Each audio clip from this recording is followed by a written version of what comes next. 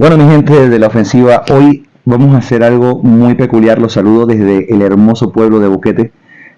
Hoy tengo un invitado muy especial y vamos a tocar algo que pertenece un poco a la historia panameña, algo que pertenece un poco a la historia ancestral panameña, algo que va con la cultura panameña y son temas que no se exploran mucho. Y tengo la bendición de haber conocido a alguien con el que puedo explorar estos temas. Mi caballero, preséntese en nuestra comunidad. Aquí le paso el micrófono. Bueno, mira, me voy a seguir presentando aquí, como estoy aquí mismo en la casa, voy a presentarme una autopresentación. Mi nombre es Ezequiel González, ¿sí? Y es posible que tenga dentro de mi cabeza, de mi mente, muchas cualidades del antepasado nuestro, de nuestra tierra, que eran los doraces, ¿no? Entonces, si es por el decir qué cualidad poseían los doraces, era esta. Y era única, la supervivencia. ¿Por qué razón? Nuestras montañas, llámense Chiricana, Veragüenza, Coquelesana, Boca Toreña, eran tierras inhóspitas, en un bosque totalmente inhumano y virgen. ¿Por qué digo inhumano? Porque cuando ustedes se adentran a un bosque primario, dentro de nuestras selvas, es casi imposible vivir.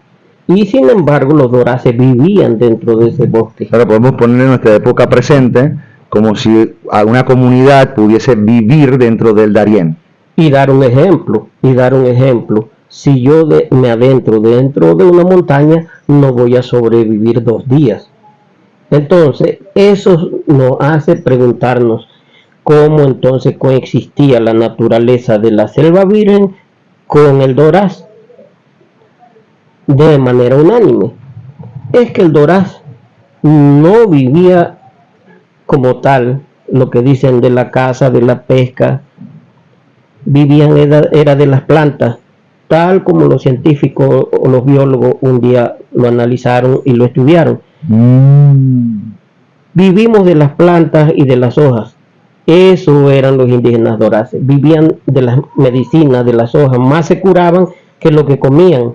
Es uno de los aspectos que dentro de la naturaleza humana todavía no enfocamos en gran magnitud, porque vivimos en una sociedad enferma, que indica que no hemos adentrado en la naturaleza para ver realmente que la naturaleza posee. O sea que en vez de mezclarnos con la naturaleza, adaptarnos a la naturaleza, hemos explotado los materiales de la naturaleza. Es correcto, y entonces hoy día vivimos de lo artificial, cosa que nos mata por la boca. Sin embargo, si adentras a la naturaleza y buscas realmente las plantas necesarias y encuentras sus funciones exactamente para el organismo vital del ser humano, que son varios, el estómago, el corazón, cuántas cosas, lo vas a encontrar dentro de la naturaleza. Y eso eran los doraces. Esto es muy curioso, disculpe que lo interrumpa. Aquí vamos a empezar a hacer unas similitudes y ahí vamos a empezar a ver cómo los indígenas en general trabajaban.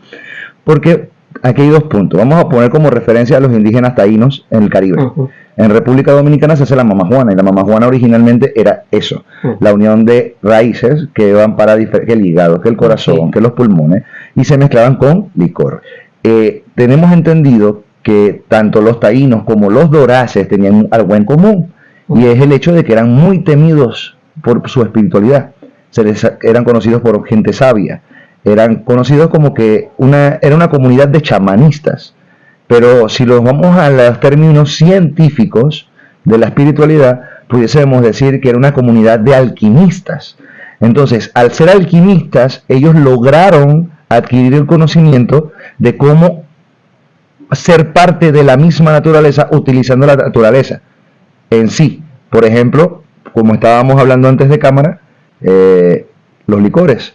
Vamos a poner al Jägermeister, por ejemplo, que fue la conversación que tuvimos. El Jägermeister es muy famoso en el mundo por ser un licor de hierbas. Licor de hierbas que tiene una receta que nadie conoce, más sin embargo han copiado de forma química basado en estudios químicos científicos. Alquimismo moderno, ¿no? Sí. Entonces, volvamos a esa comparación. Bueno, acabas de tocar y prácticamente son 2 puntos que acabas de tocar. Porque si hablamos del chamanismo y el alquimismo, la espiritualidad dentro del área indígena en aquel entonces, entonces estaríamos tocando otro aspecto de la vida de aquel hombre de ese entonces, porque no podemos decir que el indio de ahorita sea como aquel entonces. Entonces, ¿qué resulta? Cuando tocaste el área espiritual de los Doraces, tiene mucha importancia y eso se basa a esto. En la antigüedad no teníamos camino, no teníamos carretera, no teníamos aeropuerto. Y esa es la importancia en el área espiritual de aquellos indígenas. ¿Por qué razón? Cuando usted no se puede comunicar con nadie, entonces ¿cómo lo va a hacer? Lo va a hacer de manera espiritual. Esa va a ser la fórmula. Usted no va a poder andar a caballo, no va a poder andar en bote, no va a poder andar en avión, no va a poder andar en carro porque no existe, no va a poder andar en carretera porque no existe, ni siquiera caminos reales se formularon cuando llegaron los españoles para pasar sus caballos y sus carretas. Entonces, ¿qué pasa? Cuando usted está dentro de la montaña, en un cerro, y usted trata de comunicarse con alguien que sabe que está existente, porque vio alguna fórmula, algún humo, algo que expelió, o algún familiar que se fue y se posó en otra área y usted no lo ve, pero sabe que está. Entonces usted intenta hacerlo de manera espiritual. Claro que para ello los indígenas utilizaban hojas especiales, en la cual podemos decir que causa hoy día lo que llamamos específicamente como estado de alucinación, y poder entonces transportar la mente a otra área porque no podías transportarte de otra manera. Entonces, sí, exactamente sí se dio. Por los ejemplos que se puede dar o que yo mismo les puedo dar, que cuando tú vas a un huacal, que le dicen, o a los cementerios indígenas, existe la parte espiritual aún en cientos de años que se formuló ya la erradicación de aquellos indígenas, porque cuando vinieron los españoles se desorganizaron y luego se emanciparon prácticamente, pero existe la parte espiritual y yo lo doy como ejemplo. Estaba yo un día caminando al lado de un cementerio indígena tarde de la noche y oí unos pasos, andaba con un compañero que era un militar en aquel entonces, del tiempo de 1989, por ese sector, él sí había estudiado en la academia militar Macho Monte en Panamá y venía recién graduado. Pasamos por esa montaña y escuchamos unos pasos que en la realidad se escuchaban como 3 veces superior a los de nosotros dentro del monte, dentro de la mata de montaña. Prácticamente nos hizo aterrizar. Después, cuando fuimos al mismo área, yo y él, para investigar si había huellas de algún león o de alguna cosa, no, nos encontramos en esa montañita que habían tumbas y huarcas. Entonces descubrimos ahí que lo que se dio en el movimiento en la noche era la parte espiritual de los indígenas. Me lleva a colación ahorita en mi mente pensar que ese fue el que le llamamos nosotros guachimán o cuidador del cementerio, de su cementerio. Hoy día se manifiesta en la noche. Eso se puede comprobar en muchos huacales. Tenemos un lugar aquí en Boquete que le llaman la India, y ese lugar se oyen los tambores todavía en los cerros de los antiguos indígenas, y en esos cerros lo que hay es grandes cementerios indígenas, y sin embargo usted en la noche oye el tum tum tum tum tum. Es muy interesante, mi señor. Increíble. Pero usted acaba de llegar a un tema que yo quería llegar. Vamos a empezar por la parte del cuidador. Vámonos a los templarios.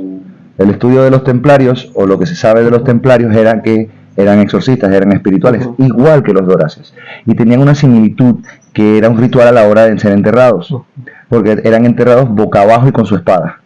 El propósito de esto era que si ellos tenían que cuidar algo, iba a hacer un pacto para que después de la muerte ellos se quedaran cuidando ese algo. Un ejemplo X, vamos a decir que un templario estuviera cargando un arca de la alianza, murió, pero resulta que su espíritu se va a quedar cuidando esa arca de la alianza. Entonces es el mismo concepto. Ahora, tomando esto en cuenta, ellos tenían una responsabilidad con la naturaleza, como si hubiesen hecho un pacto con la naturaleza. Y este lugar, esto me lleva a otra leyenda, que cada vez la veo más como una profecía, que dice que cuando aquí a Boquete, o a Tierras Altas en general, lleguen aquellos no deseados, el volcán los espantará. Esto tiene mucho que ver también con el hecho de que tengo entendido, ahora que menciona la India y la roca, tengo entendido que los indígenas doraces tenían la obligación, responsabilidad de cuidar algo en ese lugar.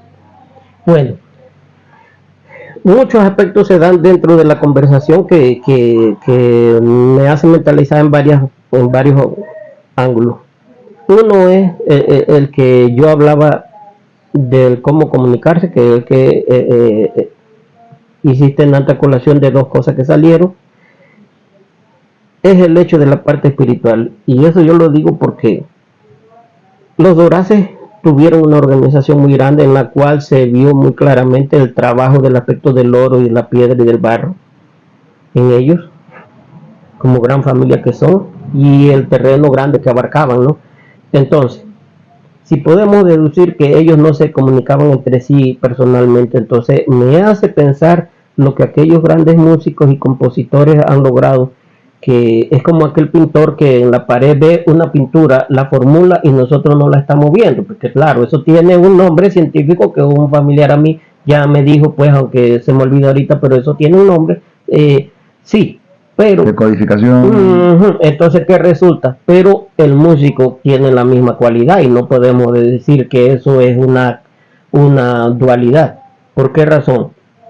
Un compositor oye sonidos que nosotros no oímos de la nada. Entonces eso me lleva y me da risa a veces, porque resulta que nosotros muchas veces nos estamos muriendo de enfermedad y tenemos todas las posibilidades a nuestro alrededor de curarnos y no podemos. La música y las frecuencias. Entonces la frecuencia están presentes, quiere decir que no porque el indígena se terminó, porque cómo era la manera en que ellos se comunicaban. Me hace pensar el caso del compositor y el músico, que escucha sonidos que nosotros no percibimos y ellos lo logran. Interesante. Lo logran llegar a plasmar a través de una escritura y después a sonar en un instrumento. Entonces, ¿qué resulta?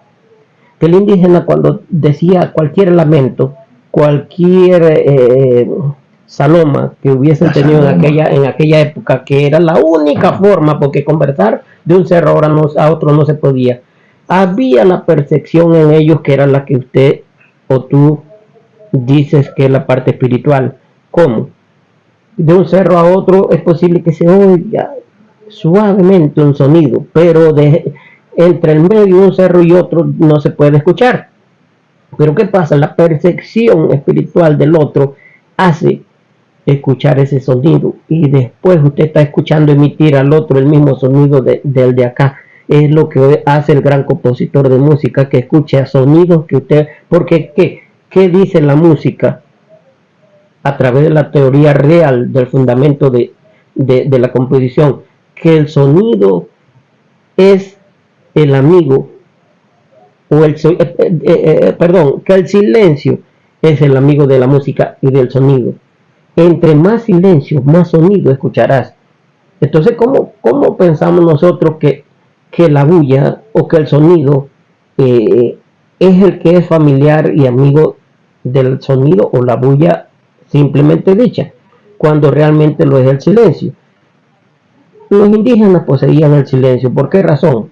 No había el sonido del carro, del tambor, sí, el tambor de ellos rústico, pero no había el avión, no había aparatos que hicieran tanta bulla. El bullicio de la ciudad no la existía. Entonces, en ello existía el silencio que le hacía permitir el sonido que ellos mismos buscaban de un cerro a otro. O sea que básicamente, como ellos mismos sabían utilizar las plantas de forma alquímica, tenían despierta lo que tú acabaste de decir al principio, la parte espiritual.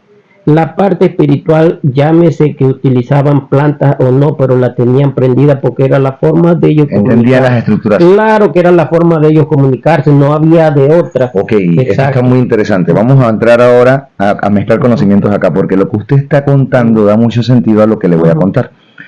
Ustedes muchos saben que mi papá es músico, Colaquito Cortés, somos del clan Cortés de Guararé, Ormelis Cortés o de Cortés, todo familia de la línea del señor Colaco Cortés. Aquí hay dos puntos muy importantes que he aprendido gracias a los conocimientos de mi papá. Uno, hay un artista de combos nacionales muy famoso que respetamos mucho, una leyenda que le mando un saludo y un respeto, que es Monchi Lucas, y mi papá y Monchi trabajan juntos. Sí. Es impresionante cómo mi papá agarra el acordeón, hace 2 tonos y ya Monchi al escucharlo sabe si es la menor, la mayor, fa menor, fa menor. Se adaptan solamente con el oído, lo cual indica lo que usted dice. Tienen un oído muy afinado. Ahora, vamos a las vibraciones. Ahora, ojo, que este conocimiento lo venimos adquiriendo de los jesuitas desde los tiempos de Dorindo Cárdenas, Victorio Vergara, mi papá, que aprendieron por su vez, de Colaco Cortés. En el área de Azuero habían 4 violinistas de Azuero, de ahí viene mi abuelo, la fama de mi abuelo, que eran 4 violinistas que sabían componer y escribir música. Entonces, esta es la parte histórica del tema. Ahora vamos a las vibraciones. Yo soy DJ, y conozco un DJ panameño que se llama Leo Pérez, a quien le mando un saludo muy especial, con la que tuvimos una conversación del 432 frecuencia. Y él me explicó, como productor que es, cómo funciona el 432, y lo que me quedó de esa explicación muy claro es que, y me pasó en un festival, escuchando una sesión de Leo Pérez por 4 horas, la gente pensó que yo estaba loco. Estaba sentado ahí, viendo ahí nomás, ¿cómo se dice? Escuchando lo que él estaba mezclando, pero estaba enfocado en lo que él me había dicho a mí, que fue lo que me dijo. Tú identificas el 432 porque es un sonido muy agudo, cosa que puede escuchar el músico claramente, que sube y sube y sube, pero jamás baja. En esas 4 horas de sesión electrónica que él tuvo, de música Deep House, yo escuché el sonido que subía, y en 4 horas, mi señor, nunca jamás lo escuché bajar. Me quedó el sonido tan afinado que al llegar a la ciudad de Panamá, prendo el aire acondicionado y noto que el aire acondicionado tiene ese sonido. Por ende, ahí está el truco del aire acondicionado para llevarte a dormir. El aire acondicionado está frecuenciado a 432. Entonces, con esto dicho, si los doraces manejaban la materia que les rodeaba y la palabra correcta sería, se introducían dentro de ella y se hacían parte de este ecosistema. Es correcto. Lo que yo explicaba anteriormente es sumamente igual.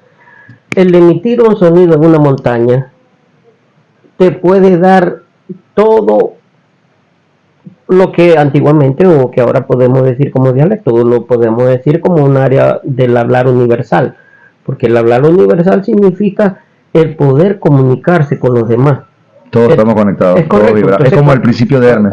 Cuando me dijiste que el compañero de tu papá emite dos tonos, y si podemos deducir, pues en el campo de la música, que el tono do a do es una octava completa, y si tú la emites, ¿verdad? El do, ese, entonces resulta que existe la parte espiritual de ella. ¿Y cuál es la parte espiritual? Que es la que yo, en el ejemplo que doy anterior, se emitían y se movían los indígenas dentro de una montaña, sin tener que escuchar nada, sin tener que escuchar.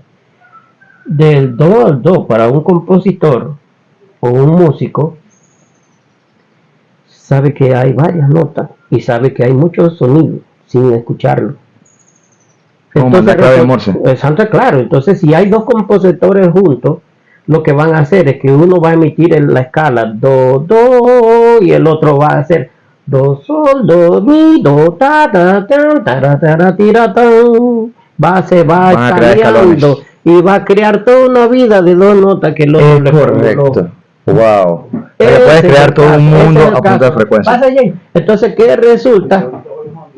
A eso es lo que hablo, que existen muchas cosas que nosotros no percibimos, pero que están plasmadas y que están presentes. Entonces resulta que la naturaleza, que es la que crea, nosotros no creamos, la naturaleza es la que crea, el Dios crea. Entonces las montañas están llenas de esas virtudes. Entonces los indígenas de aquel entonces, al estar dentro de la montaña, se formularon de ese sistema espiritual de la sobrevivencia, del caminar, del vivir. Entonces formulaban, emitían cierto sonido. Ya podemos ver uno de los grandes ejemplos, que no solamente eran de voces, el famoso sapito, el pitito de Huaca, y a través de ello formulaban una comunicación. Una conversación. No tenían que emitir palabras. O sea, literal, no tenían que escuchar porque palabras. estamos hablando de que básicamente ellos se comunicaban en clase de Morse utilizando la música. Ok, pero si es que Wow. era lo que tú querías, Wow. era lo que tú querías, y esa es tu respuesta. Wow. Es la respuesta que tú querías y es positiva. Y es positiva. Ahora, hemos hablado anteriormente sobre la leyenda, que yo dije que la podíamos considerar incluso profética. Y yo ahora voy a explicar el por qué la podemos considerar profética. Durante pandemia se abrió una línea ¿cómo se pone? Una fracción en la placa tectónica desde California hasta la parte del océano que da frente justamente a la frontera de Costa Rica con Panamá. Entonces ahí mismo también se abrió una línea desde ese punto que pasa a través de Panamá y Costa Rica. Hace un tiempo atrás habló una profecía que se hizo viral por todos lados de que iba a temblar en Panamá y todo el mundo hizo una cortada. Hay un tema con esto. Quizá la profecía que ese señor dijo no está tan loca después de todo, por la leyenda que decimos de los Doraces, que dijeron que el día que aquí vinieran gentes indeseadas, el volcán los espantaría. Eso significa que o va a haber una pequeña erupción o va a haber un terremoto. Tomando eso en cuenta, está la leyenda de la roca que usted acaba de mencionar. Cuénteme ese lugar. ¿Qué sabemos de ese lugar? Bueno, mire, yo lo que sí yo sé es que los indígenas así mismo como se comunicaron, así mismo despistaron. Porque si podemos deducir, los españoles no llegaron a los cementerios indígenas, no llegaron a donde se encuentran las huacas de por sí. Eso han sido nosotros, el mundo latino, a través del tiempo, que ha llegado a escarbar las huacas, encontrado las ollas, que el oro, que la piedra, sí, pero en realidad los españoles no pudieron. Y ahí está la diferencia y una respuesta a lo que muchos biólogos buscan hoy día. El hecho de las escrituras en piedra. Las escrituras en piedra no eran más que un despiste para que los españoles no lograran adentrarse dentro de realmente donde ellos tenían su pueblo, su gente, y gracias a eso pudieron sobrevivir un poquito más. ¿Qué lo llevó a perecer y que en realidad no están? O sea, que era muy estratégico. Claro que sí, y yo lo digo por un ejemplo. Las piedras que hay escritas en caldera, muchos no saben que ellas están alineadas.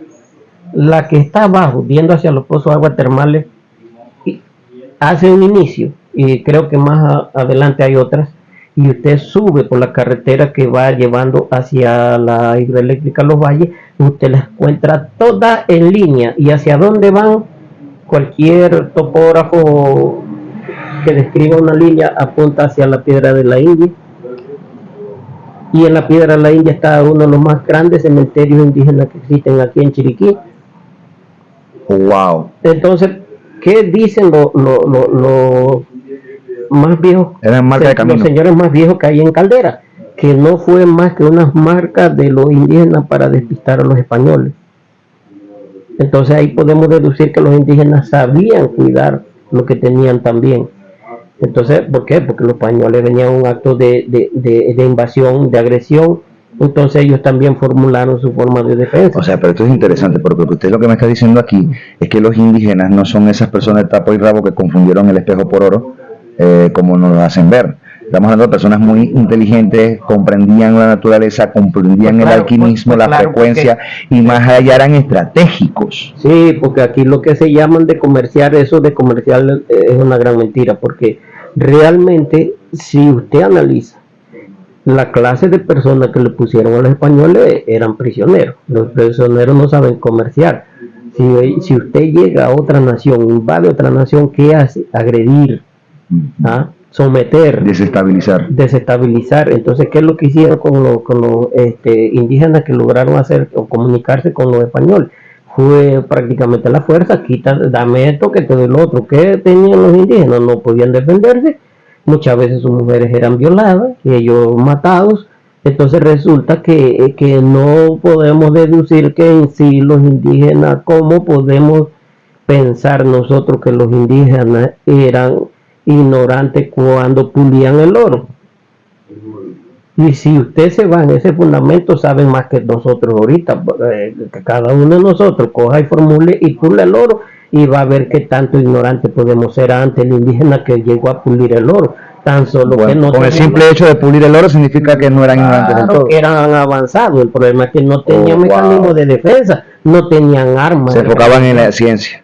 El indígena Doras no era más que artesano, no tenía arma, entonces su mecanismo de defensa era el que no tenía, no por ende eran ignorantes. O sea, su mecanismo de defensa era básicamente el entender la naturaleza y su entorno mejor que nadie. Quizás tenían más conocimiento con nosotros al ser personas que sabían compenetrarse con la naturaleza, que es una de las cosas que hoy día nosotros necesitamos. Estamos ahogados en el fluir de lo que es la sociedad, los pueblos, los grandes pueblos que nos ahogan, que nos envenenan. Entonces necesitamos tener una comunicación con lo que es el bosque, con la naturaleza, y no podemos. Es como dice Jesús en sus enseñanzas: deja la ciudad y vuelve al campo. Uno de los grandes ejemplos de la ignorancia la puedo yo formular en esta parte. ¿Cómo podemos decir que la ignorancia existía en esa época cuando el indígena, entonces, qué tenía dentro de su cabeza que podía encontrar hasta con los ojos cerrados el oro? Y vamos nosotros en el camino del conocimiento que hoy día nos dan las enseñanzas educativas, y vamos a ver si encontramos el oro, y podemos ver qué tanto dista nuestro conocimiento y nuestra fórmula de avanzada en tecnología educativa, que no podemos ni siquiera encontrar el oro. Es más, pongamos un ejemplo más simplificado de lo que acaba de decir. Encontrar un pozo de agua subterráneo, 2 alambres de cobre, en el momento que se cruzan hay agua debajo. O sea que como tipo de conocimientos como ese, ellos también tenían para encontrar otro tipo de materiales. Y vamos al hecho. Muchas veces los conocimientos se dan de forma mental, por eso es que bueno, hablamos de forma mental. En el físico humano estamos hablando de la capacidad espiritual, porque nosotros hoy día necesitamos la herramienta, el material para formular. Pues ellos no necesitaban la herramienta y el material para formular, era su mente, el poder de la mente del bosque. Entonces podíamos deducir que encontraban la parte mineral, que era el oro. Nosotros no, tenemos que irnos al fundamento educativo para poder, porque estamos desconectados de la naturaleza. Claro, la desconexión con la naturaleza. O sea que ellos hacían las cosas de adentro hacia afuera, hoy en día la estamos haciendo de afuera hacia adentro. Al revés, exactamente. ¿Qué nos está provocando este mundo de hoy? Que las cosas las estamos haciendo como no se debe. Entonces, gracias a eso, la capacidad de vida del ser humano la estamos deteriorando. Estamos deteriorando la naturaleza, todo. Entonces quiere decir que hay un complemento real, el indígena de antes a lo que ahorita es, a lo que ahorita somos nosotros, no el indígena por sí. Entonces, ¿qué pasa? Estamos sumiéndonos en ese fluir del día de hoy, donde hemos desligado la parte natural con lo que es el mecanismo de las grandes ciudades, y pensar que la ciudad es lo mejor que puede existir. Y claro, sí, en el caso de que si tú vas a comunicarte de aquí a David, lo vas a hacer en carro también. De que si vas a utilizar una medicina, pues ya se ve que usaste una medicina este año y que el otro año ya no, ya ¿cómo es que la farmacéutica ya clausuraron la medicina porque ya existe otra y ya el año pasado no sirve? Pero sin embargo, tú te vas al campo de la medicina natural, sigue siendo la misma. Y siempre va siendo la misma y siempre te va a servir mejor que cualquier otra. Bueno, un ejemplo de esto en pandemia, el doctor Chiala, a quien le mando mi respeto, cuando hizo la inmunobomba, que con eso ayudó a muchas personas. Bueno. ¿Y qué era la inmunobomba? Era un urjunje, como lo que hacían con el licor, pero llevaba jengibre y otro tipo de materiales que podían comprar en cualquier mercado a precio muy accesible versus la vacuna. Es que el fundamento del licor antiguamente se cree que era para embriagarse. Pues no, el licor se hizo para la medicina. Entonces, ¿qué pasa? Hoy día, yo doy un ejemplo. Yo jamás he ido a un médico, y si les mentiría, solamente fui cuando tenía como hasta 7 años, que fue para quitarme los dientes de leche, y hasta hoy día tengo los dientes, tengo 57 años y mis dientes están intactos. Entonces, ¿qué sucede? Cada vez que yo me pueda poner malo, yo voy al bosque, busco una hoja y me curo. ¿Y de dónde te adquirió estos conocimientos? Bueno, sí, realmente mi abuela era curandera. La señora Herminia Santa María del Cid, ella era curandera. Ella nació en 1885. En aquella época ella fue partera y a la vez fue curandera. Entonces yo me crié de una forma que cuando yo la escuché, y llegaba alguien malo en esa época aquí y ella decía, tome esto, tome lo otro, y eso se me quedaba en la cabeza. Al punto pues que el mundo de los elixires yo se lo escuchaba, yo tenía como 5 años y yo escuchaba a ella que ella decía, el elixir se hace con ron muy potente y muchas hierbas. Hasta que de repente encontré ese Jägermeister y vi que su olor era hierba. Y tomé un trago y vi que era muy potente.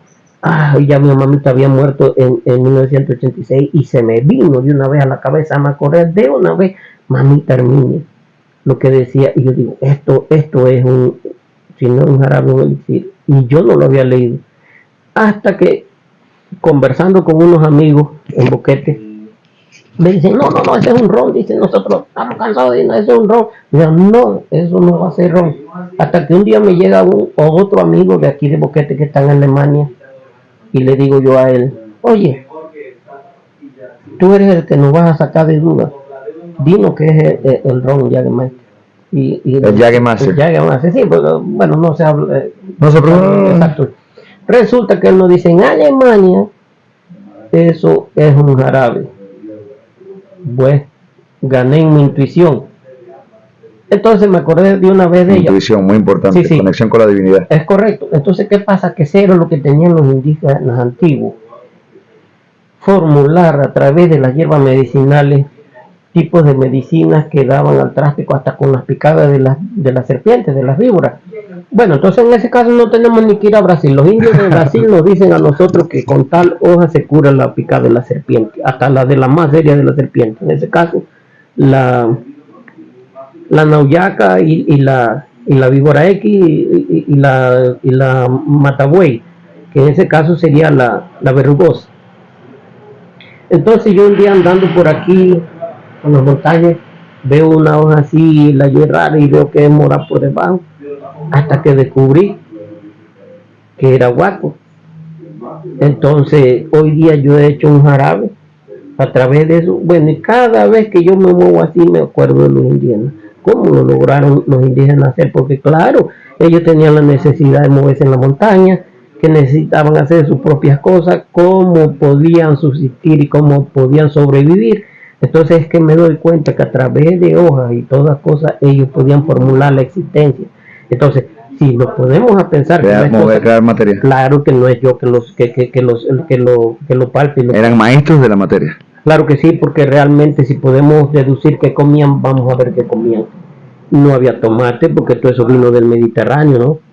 No había papaya, porque eso viene de zonas abiertas, no había pimentón, no había zanahoria, tantas cosas que hoy día se crean, por lo menos acá en Boquete, eso no existía. En estas zonas donde ellos tuvieron que lidiar con lo que originalmente había en el terreno. Sí, porque claramente los indígenas dorados vivieron en montañas más elevadas que en zonas bajas, porque los grandes cementerios están más acá en los cerros.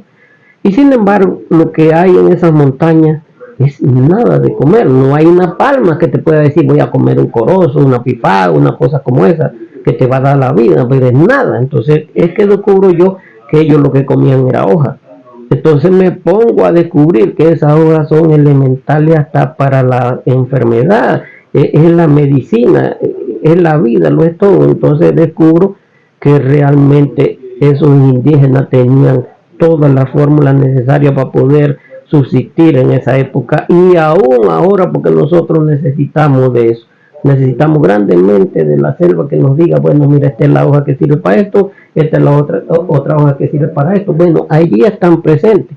El problema es que nosotros mismos no queremos adentrarnos dentro de la selva y que nos permita que hagamos uso y que ella haga por nosotros la situación. Y si lo hace, la cosa es que nosotros no hemos todavía, como que le llaman esto, entremezclado con ella de manera unánime. Nos hemos alejado de las enseñanzas ancestrales. Claro que sí, o sea que podemos decir que la era industrial realmente es el resultado de la conquista española, porque ellos conquistaron a los indígenas, adquirieron su conocimiento, hicieron la copia química de lo que ellos hacían y después los condenaron para ellos poder adueñarse del mercado creciente. Crearon un mercado. Es que eso lo dañó todo, porque si puede ver, que la fórmula de sobrevivencia de Europa es invasiones contra invasión, imperio contra imperio, y todavía sí. Imperio contra, eso no lo cuentan así, ¿eh? No es lo mismo decir, no es lo mismo decir una conquista de los españoles a los indígenas que decir un enfrentamiento de imperio contra Pues imperio. claro, porque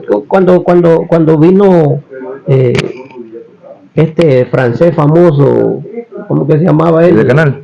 El del caballo blanco Napoleón. Napoleón Bonaparte invadió hasta Rusia, lo invadió Alemania, invadió Italia, por todos esos lugares y fomentaba su arte y su cultura.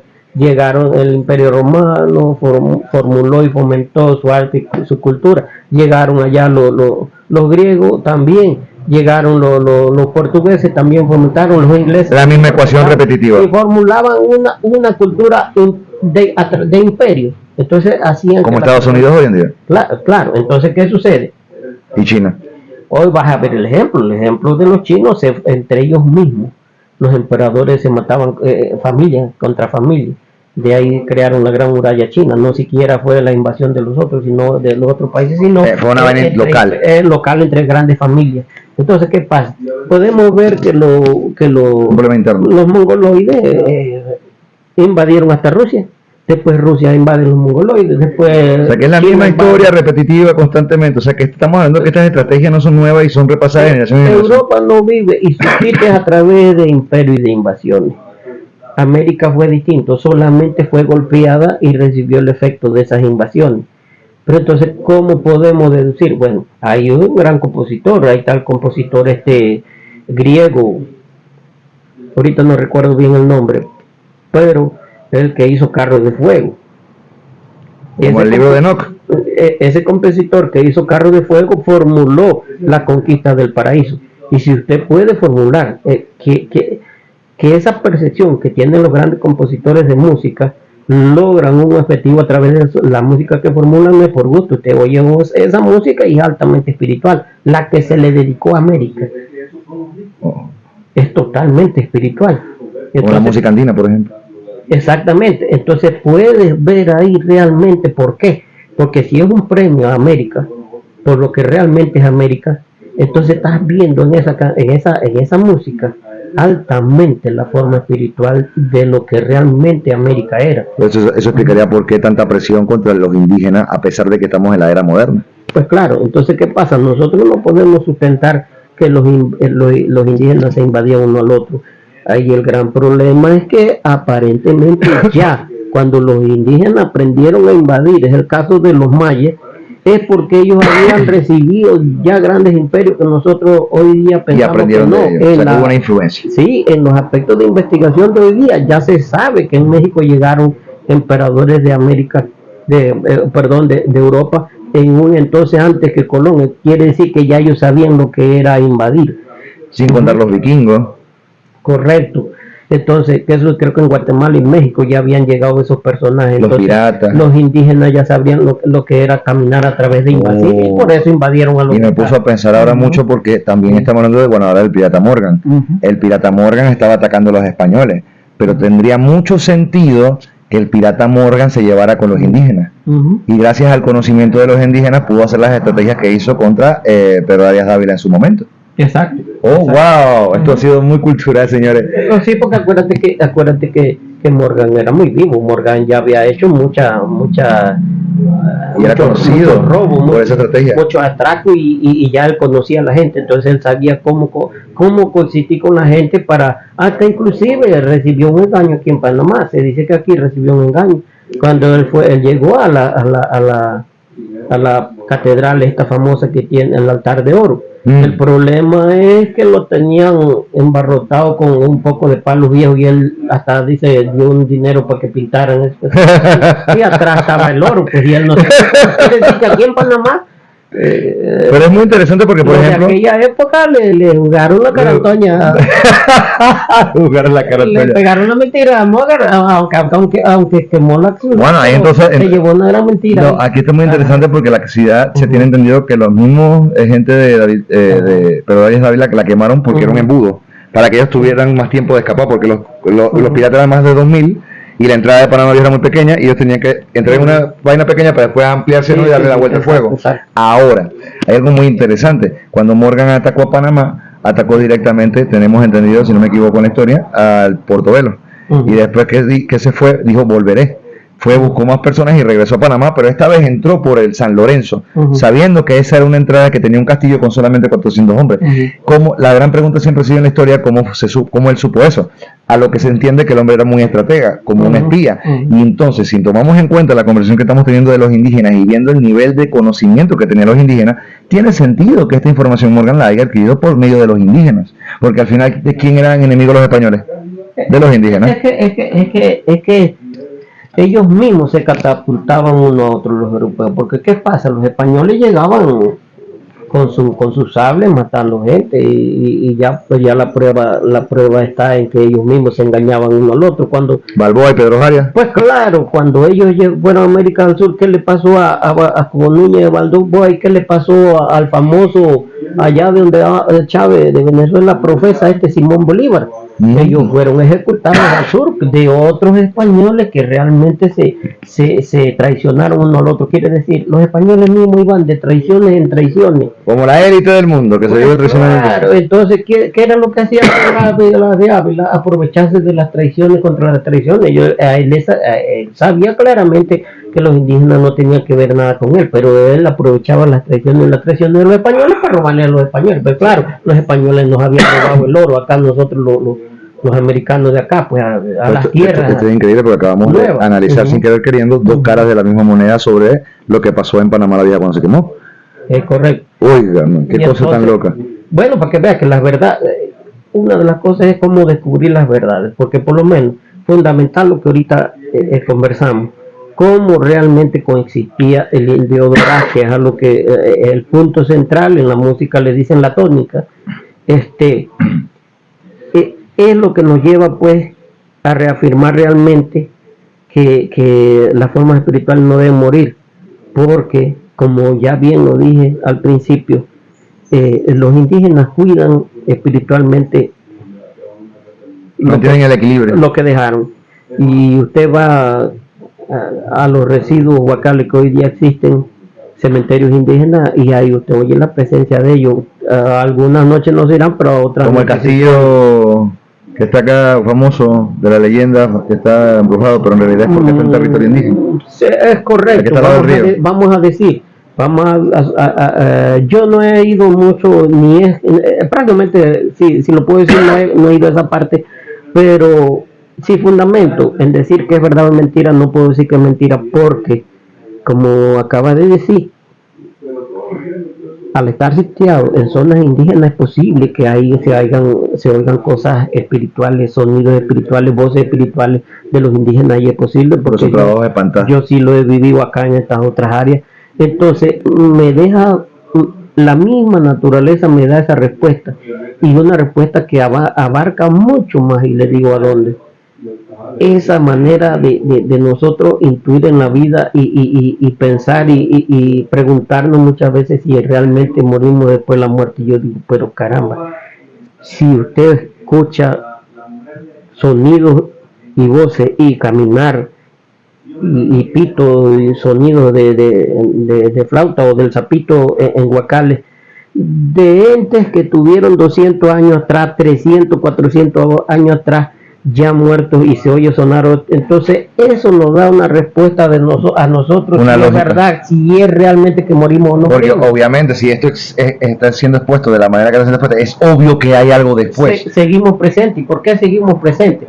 Y es un ejemplo de la... Es una continuación, como la crucifixión. Sí, porque si nosotros viéramos el aspecto de la vida y la muerte en otra forma y nos lo ponen de esta manera, entonces sí podemos decir que los muertos no están presentes. Y la fórmula, el ejemplo es este: que Dios formule un programa de vida y muerte a los seres humanos y nos diga, los que mueren los tiramos en un abismo donde se ve que se perdieron en el espacio. Entonces sí vamos a decir, los muertos no están presentes, pero estamos en un mundo de reciclaje donde vivimos tanto revueltos los muertos y los vivos. Mundo paralelo. Dos mundos. Es un mundo presente realmente. Entonces, ¿qué pasa dentro distintas dimensiones, mismo tablero? En el mundo paralelo, los alquimistas, lo cual hablaste antes, manifiestan que existen muchos cuerpos, claro, a lo que ellos llaman cuerpos de luces, y esos viajes astrales. Eso, claro, que esos son los cuerpos paralelos, ¿Por qué razón? Porque los cuerpos astrales siempre siguen estando presentes, solamente que ellos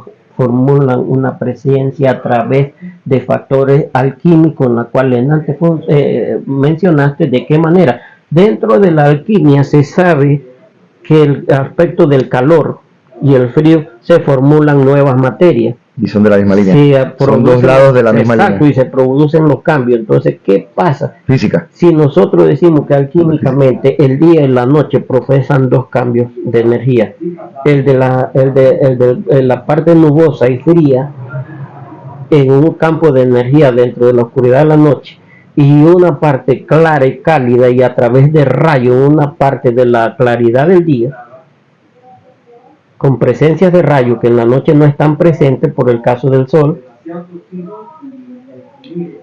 cada uno hace una dualidad al unísono, porque llega una hora en que se complementan. ¿Qué pasa? Se sabe que el día y la noche posee plantas, minerales, agua, oxígeno que están presentes dentro del área, flores olorosas, y solamente ellas tienen que estar presentes para que una entidad espiritual llegue y se adentre dentro de esa área. ¿Qué significa? Que estamos hablando de energía de la noche con las energías del día, que son muy distintas, que se unen y se unen a un campo de energía de olor de flores y de minerales. Una vasija. Es claro, a través, por eso es que los chamanes prenden la vela y cuantas cosas. No estamos hablando de brujería, pero realmente es alquimia. Entonces una entidad se hace presente. El plasma. Es correcto. Se magnifica a través de esos dos campos de energía. Pero ¿qué pasa? Si nosotros vamos en cuerpo personal y pasamos por ahí, nos asustamos, lo asustamos y ellos hacen puff, así mismo y se van. Entonces, era lo que dominaban aquellos indígenas de aquel entonces, porque no tenían otra fórmula. ¿Qué fórmula iban a tener? Nosotros los de ahora podemos deducir que tenían carro, que tenían la bicicleta, que tenían... O sea, podemos deducir... Esto que estamos ahorita aquí presentes, teníamos la cámara para ahorita, si ustedes en segundo pueden estar oyendo porque pueden mandarla en vivo. Entonces, no, nada de eso. Entonces, tenían que trabajar con esa que estoy diciendo. Tenían una elevación espiritual. Claro, vivían en un mundo... Una conexión con el Keter, como el árbol de la vida. Nosotros tenemos dormido hoy día, porque lo que tenemos presente es lo que nos dice que está, y entonces si no, no está. O sea que podríamos decir en ciertas palabras, de la perspectiva espiritual, de que ellos tenían su conocimiento desde fuente divina. ¿Qué podemos deducir cuando nosotros vamos a una área específica y decimos estamos aburridos? ¿Qué podría decir un indígena que está en la montaña y decir estoy aburrido? Si se iba a hacer en el otro cerro y montaña igual era. Aburrido nunca iba a estar. No existía, eso no existía en esa época. Existe ahora porque si está dentro de un teatro se pone contento. O sea, estábamos más conectados con la realidad, por ende estábamos más conectados con el universo, por ende estábamos más conectados con las vibraciones, vibrando a la misma frecuencia que el mundo y el universo y el cosmos. Así mismo de fácil. Entonces, bueno, es un ejemplo que yo doy dentro de la materia del campo de los minerales. Nosotros decimos, cuando cargamos la sortija, los aretes, los que lo tienen, los cuellos, los que lo tienen, que estamos ricos, que tenemos un diamante que vale tantos millones de dólares.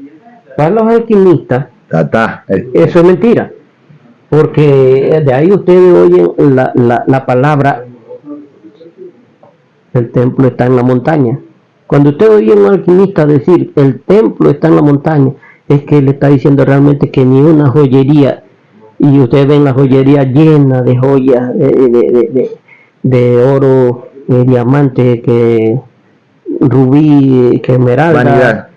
Entonces usted dice, mira, ahí está la riqueza. No, el alquimista sabe clarito, les está diciendo el templo está en la montaña. ¿Por qué? Porque allá está la veta de oro, está la veta de esmeralda, está la veta de tantos minerales. Diciendo que eso sale de allá. Eso es un fragmento, eso nada más es un polvito de lo que sale de arriba, y eso el alquimista de perspectiva. ¿Por qué el alquimista no dice más? Porque con eso él lo dice todo. El templo está en la montaña. Entonces, ¿cómo podemos decir lo que estamos ahorita concluyendo de principio a fin en la entrevista?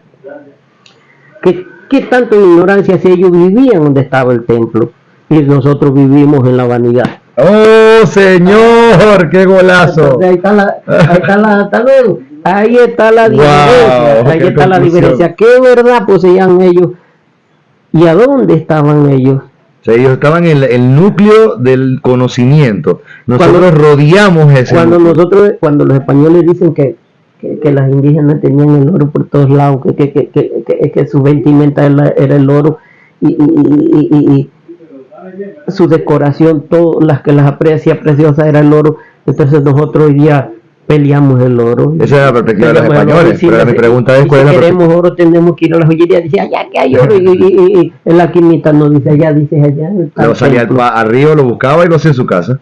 Por eso es que el alquimista, ¿qué es lo que hace el alquimista? Transmutarse como hacía el indígena. Trance.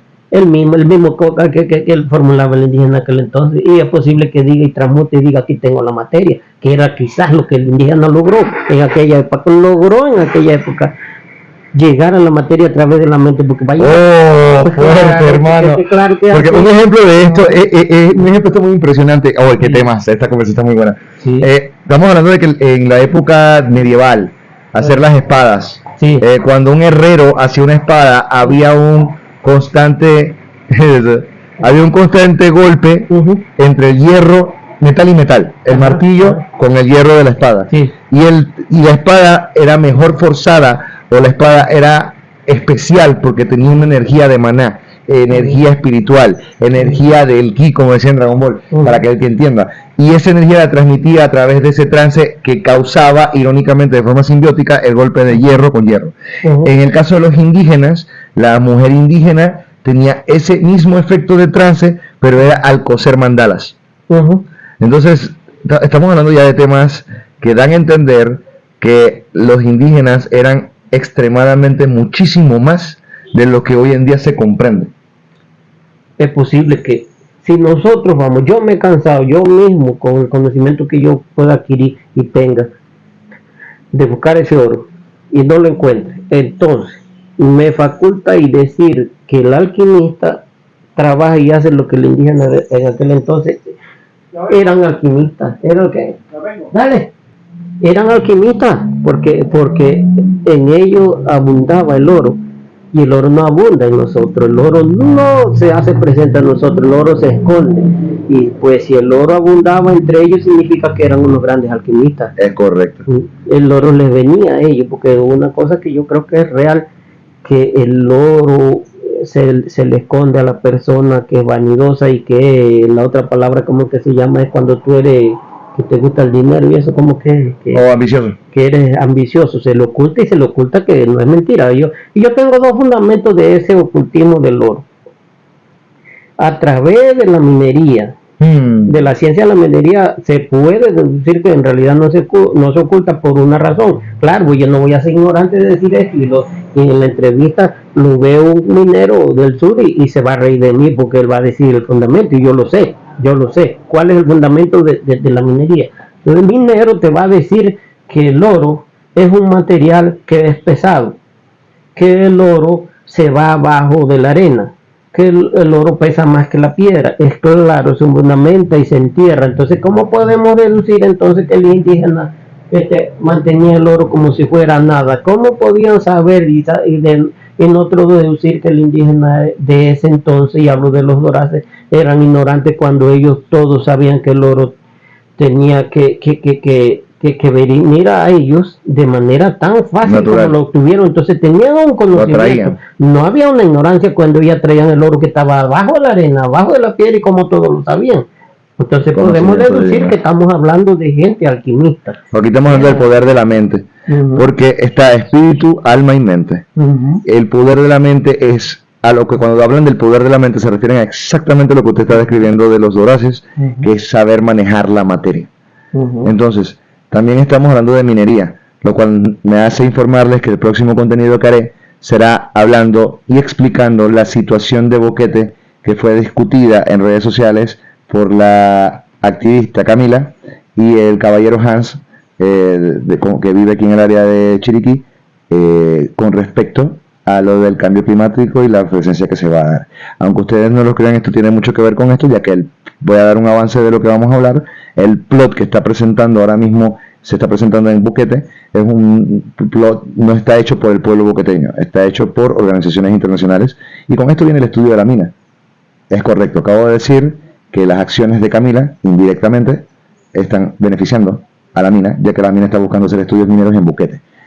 Esto conecta con los conocimientos que tenían los indígenas. Volvemos al pasado y el pasado vuelve al presente. Es como si se colindaran dos épocas distintas en nuestro presente. No existe el pasado y el futuro, simplemente existe el presente. Bueno, mire, una vez yo conversando con un señor de un gran conocimiento me dice a mí, él era filósofo, músico, tantas cosas y tantas enseñanzas, nos dejó varios aquí en Boquete, que él nos dijo a nosotros, mire, todas las cosas reciclan y uno realmente es como una vela, se enciende y se desgasta y muere, es real, es una realidad, pero realmente también pasa otra cosa. Recuerden que lo que se desgasta y muere recicla, y eso no es mentira. Usted tira la cáscara y la cáscara vuelve y recicla. Nuestro cuerpo, el pacto con la tierra.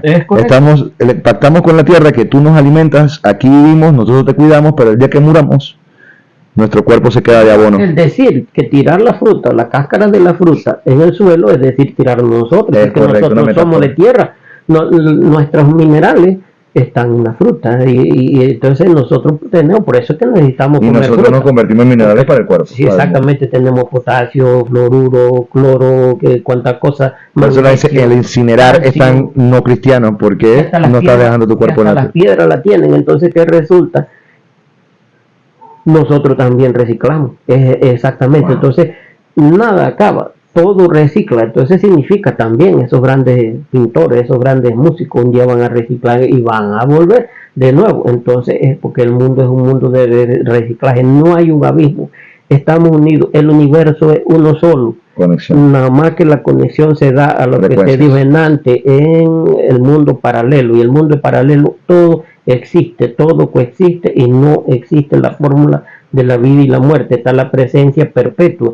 Y le digo a cuál está la presencia perpetua, en la cual por lo menos tenemos que rendir tributo a los ancestros, pero claro, hay un conocimiento aún más grande, profundo, muy grande, que tú puedes ser un ancestro antiguo antes de aquello, y te digo por qué, y puedes tener una presencia más antigua aún antes que ellos. Es en la formulación de las hormonas, de los espermas, cuando dice que la vida del ser humano solamente es suerte de que salga en 1900, que salga en 1800, 1700, 1500 y que usted salga ahorita en el año 2000, pero siempre ha estado y la fórmula está ahí, esa gran verdad está aquí. Si tú no estás ahorita, o si no hubieses estado en 1600, 1700, entonces no existirías nunca, por una razón. Tienes que estar vivo, omnipresente, anteriormente para poder vivir. No significa que naces a la vida el primer día que naciste, que saliste a la vida a través de un parto. No, ya estás presente y esa presencia no sabe nadie, ni uno, ni yo, ni tú. ¿Qué tiempo tienes atrás? Tan solo que tuviste la suerte de que ese esperma conectó al óvulo, inyectó al óvulo y se hizo presente. Esa es nuestra vida, pero ¿qué tiempo? Ese esperma puede ser más viejo que el esperma que nació en 1700, tan solo que aquel tuvo la suerte de inyectar un óvulo en esa época. O sea, déjeme, primero que todo quiero agradecerle, porque esta ha sido una entrevista muy espectacular. Son pocas veces las que podemos explorar estos mundos espirituales con el conocimiento indígena, por lo que le agradezco muchísimo, de verdad. Y voy a concluir esta entrevista con lo siguiente, que es lo que usted acaba de decir, pero lo voy a explicar de una forma peculiar. Jesús, hablamos de la crucifixión, y hablamos de los tercer días después de la muerte. Número 3, comunicación. Esa comunicación lo tuvo en un momento de revolución, rebeldía, donde la mujer no tenía la palabra, donde la mujer no se le respetaba. Él se le presentó primero, fue una mujer, María Magdalena, mujer que fue su pareja. Y María Magdalena representaba la alquimia sexual. Estamos hablando de la energía Kundalini. Hablamos de la crucifixión, pero la crucifixión, como siempre, está el mundo, como dijimos, espiritual, y está el mundo 3D que conocemos nosotros, que es el que podemos tocar, ahí donde estamos sentados conversando. Entonces, una vez murió Jesús, ya él pasó del 3D y se fue al espiritual. ¿Cómo explicarlo de una manera, no? Y antes no estaba esa luz al final del túnel. No estaba esa final del túnel. Esa era la misión después de la crucifixión. María Magdalena, su misión era alimentar por la alquimia sexual a Jesús para que pudiera completar dicha misión. Y aquí esto es importante explicarlo, lo explico de esta manera. ¿Por qué? Porque aquí entramos en el ciclo que usted acaba de hablar. Cuando tú naces, y hablamos del DMT, DMT viene de una planta, DMT, planta que utilizaban los indígenas, DMT, que produce un efecto que conocemos nosotros de forma natural solamente 2 veces en la vida, cuando nacemos y cuando morimos. Cuando tú naces, tu cabeza sale primero, y lo primero que ves es una luz al final del túnel. Y cuando te dicen que mueras, no sigas la luz del túnel, que ves una luz después al final del túnel. Y entonces ¿sabes cómo es esa luz? Esa luz es blanca como la leche. Es blanca como la leche. No hay nada que sea que esa luz tenga oscuro, rojo, nada. Es blanca. Es blanca, sin colorcito, sin efecto, blanca, sin nada. sin color alguno. Entonces eso representa un ciclo.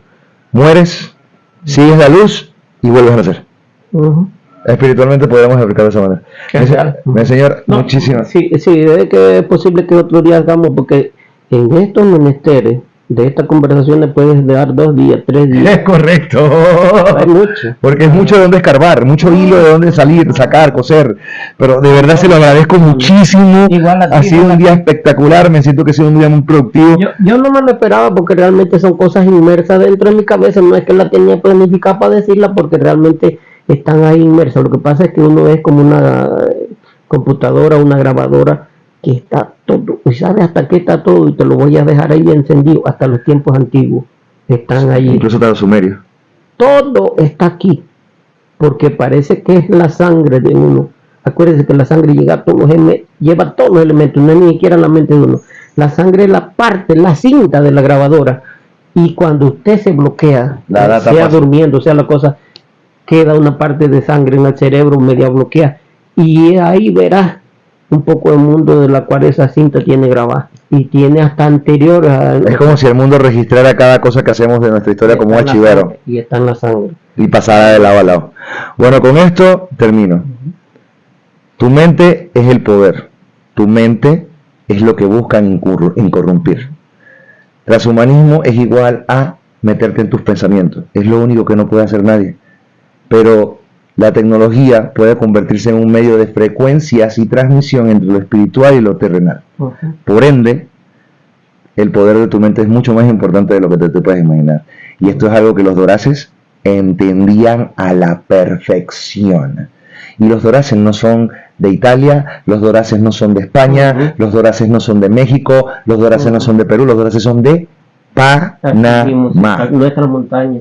Vengan al campo, vengan a Boquete, vengan a la India, vengan a conocer, busquen más allá de pasar un simple rato mojándose en el río, busquen más allá de tomarse una cerveza y simplemente ver un partido de fútbol. Sí, eso es parte de la experiencia, claro que sí, pero también busquen el conocimiento ancestral que está aún latente dentro de nuestro país, dentro de nuestra realidad y nuestro presente, como podemos ver el día de hoy.